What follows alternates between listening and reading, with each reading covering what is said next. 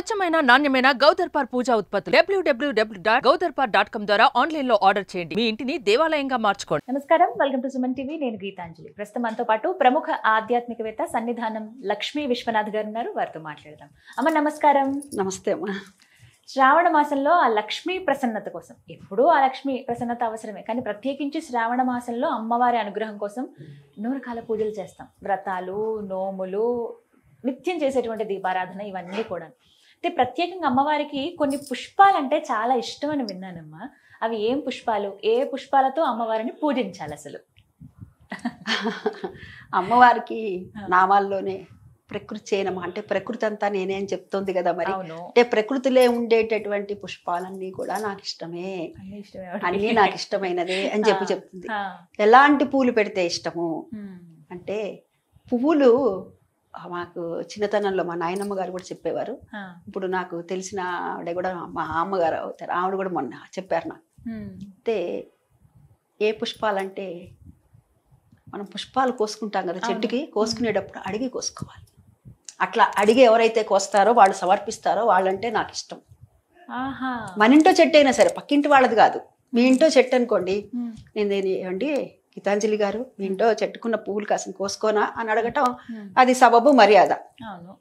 అయితే అలా కాకుండా మన ఇంట్లో ఉన్న చెట్టు కూడా, మన ఇంట్లో చెట్టుకు మనం అడగటం ఏంటి అని అనేదాన్ని నేను మా మామగారితో కూడా. అయితే లేదు, అది అమ్మవారు ప్రకృతి అంతా నేనే అని చెప్పింది, అది అమ్మవారిని నువ్వు అడుగుతున్నావు, అడిగి నువ్వు కోసుకోవాలి. అట్లా ఎవరైతే అడిగి కోసుకుంటారో వాళ్ళ దగ్గర నుంచి నేను స్వీకరిస్తాను అని చెప్పింది. అదే కాకుండా అమ్మవారికి పువ్వుల్లో మంచి సుగంధభరితమైనటువంటి పువ్వులన్నీ ఇష్టమే.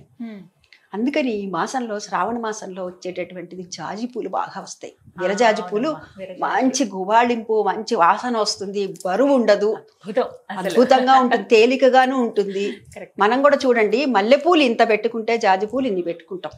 ఇందుకు బరువు ఉండదు, మంచి వాసన వస్తుంది, తేలిగ్గా ఉంటుంది. ఇక్కడ పెట్టుకుంటే ఆ వీధి చివరి వరకు గుబాళిస్తూ ఉంటుంది ఆ పరిమళం. అయితే ఇక్కడ నా మనసుకు అనిపించే విషయం ఒకటి ఏంటంటే, నేనేమనుకుంటాను, మనం ఆషాఢ మాసంలో అమ్మవారిని ఏ విధంగా ఆరాధిస్తాము? శాకంబరిగా ఆరాధిస్తాం కదా. గ్రామ దేవతలు శాకంబరిగా అంటే ఏమిటి?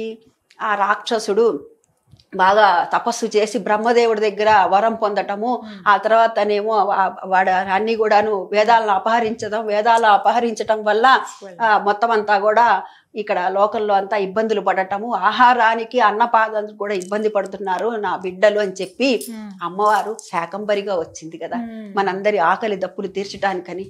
అంటే కాస్త ఒక్క 4 కిలోలు 5 కిలోల కూరగాయల బ్యాగ్ పట్టుకొని వస్తేనే మనం అబ్బా బరువు అంటాం. అటువంటిది మనందరి కోసం ఒంటి నిండా నగలతో సహా, చెవులు పెట్టుకోవడం ఏంటి, అంతా ఒళ్ళంతా కూరగాయలు పెట్టుకొని వచ్చింది మన కోసం కదా. సుకుమారైనటువంటి ఆ తల్లి అంత కష్టపడి వచ్చింది. అందుకని చెప్పి ఈ మాసంలో పూలంగి అలంకారం చేస్తారేమో అనుకుంటా నేను. నాకు మా చిన్నతనం నుంచి కూడా మా గుంటూరు ఆరగ్రహారం శివాలయం ఉంది, మా శివాలయంలో నేను చూస్తూ ఉంటాను. అమ్మవారికి ఆషాఢంలోనేమో శాకంబరి అలంకారం భ్రమరాంబదేవికి, ఈ మాసంలో శ్రావణ మాసంలోకి వచ్చేసరికి పూలంగి అలంకారం చేస్తారు. అమ్మవారికి చక్కగా జాజి పూలతో పందిరిలాగా వేస్తారు. అమ్మవారికి చీర అంతా మొత్తం అంతా అనమాట పూలంగి అలంకారం. అంటే బాగా అలిసిపోయింది, సుకుమారంగా ఉండే తల్లికి చక్కగా మెత్తగా ఉండేటటువంటి కమ్మటి వాసన వచ్చేటటువంటి పూలను సమర్పిద్దాము అని, అందుకని ఇట్లా పూలంగి అలంకారం కూడా చేస్తారు. ఇది నా వ్యక్తిగతమైనటువంటి అభిప్రాయం కావచ్చు అని. సరే, ఇంకా అమ్మవారికి ఇచ్చేటటువంటి పువ్వుల్లో తామర పువ్వులైనా, పారిజాత పువ్వులు, కదంబ పుష్పాలు, ఇవన్నీ కూడాను మనకి పూర్వం అయితే మరి చెట్ల దగ్గర దొరుకుతాయండి. మరి ఇప్పుడు అపార్ట్మెంట్ కల్చర్ వచ్చింది ఎలాగూ అని అంటే, మన అమ్మే వాళ్ళు ఉంటారు చూడండి, వాళ్ళ దగ్గరికి వెళ్ళి మన నిత్యం దేవుడికి పూలు తెచ్చుకుంటాం కదా, వాళ్ళ లక్ష్మీ వ్రతం వస్తుంది కదా, ఏమేం కావాలని చెప్తే లిస్టు వాళ్ళు తెచ్చేస్తున్నారు. అయితే పొద్దున్నే తెచ్చిచ్చేవాళ్ళు కొద్దిమందే ఉంటారు. లేదండి నాకు పొద్దున్నే తెచ్చి రావటానికి కుదరదండి అని అనుకున్న పక్షంలో ముందు రోజు తెచ్చి పెట్టుకోవాల్సి వస్తుంది. మరి ముందు రోజు తెచ్చి పెట్టుకుంటున్నప్పుడు ఫ్రిడ్జ్లో పెట్టచ్చా? ఇది అసలు ప్రశ్న. ఎక్కడ భద్రపరిచే స్థలం కూడా ముఖ్యమే. వాడిపోతాయి ఉదయానికల్లా, అలా వాడకుండా ఉండాలంటే ఫ్రిడ్జ్ లో పెట్టుకోవాలి. ఫ్రిడ్జ్లో పెట్టచ్చా?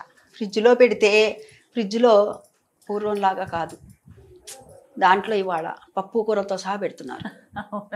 అంటే అయిపోతుంది, సకలం ఉంటున్నాయి అందులో. అంతేనా? అన్నీ ఉంటున్నాయి అందులో. నాకు తెలిసి అన్నం ఒకటే పెట్టరేమో, కొంతమంది అన్నం కూడా పెడతారేమో నాకు తెలియదు. నేను చుట్టుపక్కల అందరి దగ్గర చూస్తున్నా, అన్నం, పప్పు, కూర, పచ్చళ్ళు అన్ని పెడుతున్నారు అందులో. మరి అక్కడ పెట్టిన చోటే మళ్ళీ ఈ పువ్వులు పెడితే దేవుడికి పెడితే ఇట్లా అంటూ ఎంగిలి అయిపోవట్లేదు. మరి ఏం చేయాలి అంటే మనకి బుట్టలు అమ్ముతున్నారు చూసారు. ఇప్పుడు మనం ఫ్యాషన్ కోసం కొనుక్కుంటున్నాం బుట్టలు దేవుడి దగ్గర పెట్టుకోవడానికి. వాటిలలో పెట్టి పూర్వం అయితే కనుక ఆ బావి ఉంటే ఆ బావి గట్టు మీద పెట్టేసేవాడు, తడిగుడ్డ కప్పేసేసి పెట్టేసేవాడు. రాత్రి ఎలా ఉందో తెల్లారు అలాగే ఉండేవి. కానీ ఇప్పుడు అలా లేదు కదా అని అంటే ఈ బుట్టలు ఉంటాయి కదా, ఈ బుట్టల్లో పెట్టి దానిపైన తడి బట్ట పెట్టేసేయండి. పెట్టేస్తే చక్కగా ఉంటాయి పొద్దునకి. ఏమంటే మాకు అట్లాంటి అవకాశం లేదు, మరి ఫ్రిడ్జ్ లోనే పెట్టాలి తప్పదండి అని అనుకుంటే గనక ఏం చేస్తారంటే ఏదైతే పెడతారో 3-4 అరల్లాగా ఉంటాయి కదండి, ఆ గ్లాస్ మీద మీరు పెట్టుకునేటటువంటివి ఏవో పెట్టుకొని పచ్చళ్ళలో కూరలో ఏవో పెట్టుకొని సాధ్యమైనంత వరకు ఆ రోజు తీసేయటం మంచిది. ఆ రోజుకి తీసేయటం మంచిది. లేదు కుదరదండి మాకు పరిస్థితి ఇదండి అంటే ఇదంతా నేను అనుకుంటాను అక్కడి నుంచి వచ్చింది మనకి, అక్కడి నుంచే వచ్చింది. అక్కడ వాళ్ళందరూ చెప్తుంటారు కదా, ఏ వంకాయ కూర చేశారనుకో మొదటిసారి చేసింది ఈ డేట్ అని వేస్తారట, మళ్ళీ మొదటిసారి చేసిందే వేసుకోవాలి, ఎందుకంటే రెండోసారి చేసింది ఇంకా టైం ఉంది. అదంతా ఇక్కడికి మనకి వలస తెచ్చుకున్నాం మనం, అక్కడ కలిసిన. అవును పాశ్చాత్యంతో మనకు వచ్చిందండి. సరే ఇప్పుడు మనం ఒక అరలో మొత్తం అంతా కూడా శుభ్రం చేసుకొని తుడుచుకొని కడుక్కొని పెట్టుకోవటం, అది అంతకంటే ప్రత్యామ్నాయం అయితే ఏమీ లేదు. దీన్ని కూడా మనం గమనించుకోవాలి అమ్మవారికి, ఎందుకంటే శుచిగా శుభ్రంగా పెట్టాలి కదా. ఇప్పుడు మనం ఎవరింటికోనే వెళ్తామండి, వెళ్తున్నప్పుడు వాళ్ళ ఇంటికి ఉండండి అంటారు, బొట్టు పెడతారు, ఎంగిల్ చేత్తోనే మనకు తెచ్చి ఆ పూలు ఇస్తే మనం పెట్టుకుంటామా? మనం మనుషులు మనకే అంత పట్టింపు, అమ్మవారు తల్లి జగన్మాత, ఆమె దగ్గర మనం జాగ్రత్తగా ఉండాలి కదా. ఇది కూడా మనం ఆలోచించుకోవాలి. అమ్మవారికి తామర పువ్వులు, కలువ పూలు, మందార పూలు ఎందుకయ్యా అని అంటే మందారంలోనే లక్ష్మీదేవి, నేనే లక్ష్మీనే మందారంగా వచ్చాను అని చెప్పింది. అందుకని ఎర్రటి మందారాలని అమ్మవారికి సమర్పించాలి. సరే కలువ పూలు అంటే ఆవిడ నివసించేటటువంటి స్థానం కలువ పూలు కదా, అందుకని చెప్పి అమ్మవారికి సమర్పించే పువ్వులన్నీ కూడా మంచి వాసన వచ్చేటటువంటివి, సుగంధ పరిమళమైనటువంటి ద్రవ్యాలతో పాటుగా ఈ పుష్పాలను కూడా సమర్పించండి. మల్లెపూలు సాధారణంగా పూజకు వాడకూడదని అంటారమ్మా. మల్లెపూలు అయ్యో మల్లెపూలు పెడితే మంచిదండి. మల్లెపూలు తెచ్చి నేను మరువక పూజిస్తుమమ్మా, అమ్మవారికి చెప్తారు, పాటలు పాడతారు కదా. కనకదుర్గమ్మకి పాటలు పాడేటప్పుడు అదే చెప్తారు. మంగళహారతి ఇచ్చేటప్పుడు కూడా ఇది ఖచ్చితంగా పెట్టచ్చు. ఈశ్వరుడికైతే మల్లెపూలు పెడితే మరుజన్మ ఉండదయ్యా అని చెప్తారు. మల్లెపూలు చక్కగా పెట్టచ్చు. అన్ని వాసన వచ్చేటటువంటి పూలు మనకి ఏవి అందుబాటు అంటే ఇప్పుడు నేను కొన్నే చెప్పాను అనుకోండి, కొన్నే ఉన్నాయి, ఇవి మాత్రమే ఉన్నాయి అనేటటువంటి భావన ఉంటుంది. సువాసన పెడతామంటే ఇప్పుడు బాగా లభించేవి జాజిపూలు, చామంతులు కుదిరితే మనకి మందారాలు, కదంబ పుష్పాలు, ఇవి కూడా వాళ్ళని తెచ్చి పెట్టమంటే వాళ్ళు తెచ్చి పెడతారు. చక్కగా మనకి ఏవైతే అవి. మారేడు దళాలు కూడా అమ్మవారికి పెడితే చాలా చాలా మంచిది. ఇది పెట్టేటప్పుడు కూడాను మారేడు దళం కూడా మా ఈనలు ఇటువైపు మామూలుగా పైకి వచ్చేటట్టు పెడతామనుకోండి, ఈనలు పైకి వచ్చి ఆకులు కిందకి వెళ్తాయి అనుకోండి, అప్పుడు ముక్తి మోక్షం అంటారు. అట్లా కాకుండా ఈనలు అడుక్కు పెట్టి ఆకులు పైకి వచ్చేట్టుగా ఉంటే మన మనసులో కోరిక తీరుతుంది అంటారు. అది మామూలుగా పెట్టకూడదు, దానికి కూడా గంధం పెట్టి పసుపు కుంకుమ పెట్టి పెట్టాలి, అమ్మవారి పాదాల దగ్గర సమర్పించాలి. ఈ విధంగా రకరకాల సుగంధ పరిమళాలు వెదజల్లినటువంటి పుష్పాలతో అమ్మవారిని శ్రావణ మాసంలో పూజించుకోవాలి. వీటన్నిటికంటే ఒక్క పుష్పం మర్చిపోవద్దు అసలు, మొట్టమొదటి పుష్పం భక్తి అనే పుష్పాన్ని పెట్టండి. అది ఉంటే అన్ని ఉన్నట్టే. అన్ని ఉన్నట్టే. చక్కగా వివరించారమ్మా, ధన్యవాదాలు.